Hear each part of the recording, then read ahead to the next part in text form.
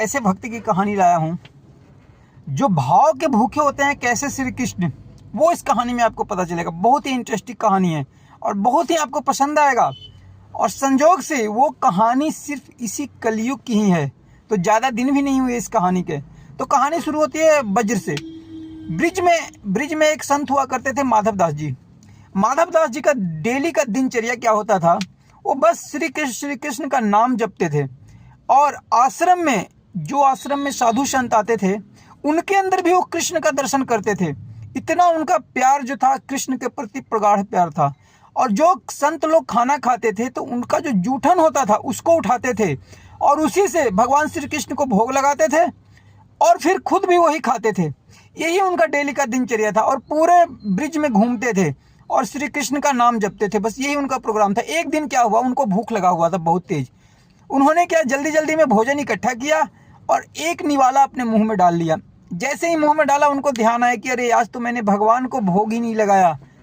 अब उन्होंने अपना नियम बांध रखा था कि जब तक मैं भगवान को भोग नहीं लगाऊंगा तब तक मैं खाना नहीं खाऊंगा।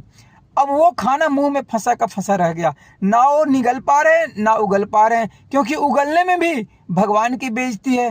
क्योंकि संतों का जूठन को भगवान श्री कृष्ण स्वयं मानते थे। वो बोलते थे कि इनके अंदर भी भगवान श्री कृष्ण है, तो इस करके वो खाना भी नहीं उगल रहे हैं, नहीं तो अन्न माता का अपमान हो जाएगा, भगवान श्री कृष्ण का अपमान हो जाएगा।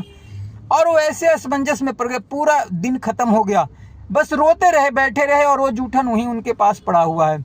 इधर हुआ क्या, एक दिन बीत गया, 2 दिन बीत गया। अब तो बस रो रहे हैं, किसी से कुछ भी नहीं कर रहे, बस मुंह में वैसे रखे हुए हैं। अब भगवान को यहाँ स्वयं आना पड़ा। भगवान श्री कृष्ण स्वयं आते हैं, बोलते हैं माधव दास ये क्या कर रहे हो। हम बोल तो सकते नहीं, लेकिन इशारों में भगवान से बात हो रही है। बोल रहे हैं कोई नहीं, मैं तुम्हें माफ़ कर दूंगा, तुम खाना खा लो। बोलते नहीं, आपको बिना खिलाए हम खा नहीं सकते। कितना भी भगवान श्री कृष्ण ने कहा, लेकिन कृष्ण के चरणों में अपना सर रख के बस रोते रहे। और उसी रोते रोते फभक कर रोने में एक दाना उनके मुख से नीचे गिर गया। एक दाना नीचे गिरना था, समझो कि वो भगवान को भोग लग गया। और फिर इस तरह से जैसे ही भगवान ने भोग लगाया, वहाँ से श्री कृष्ण भगवान अंतर्ध्यान हो गए और माधव दास जी को आशीर्वाद दे करके, दर्शन दे करके वो चले गए।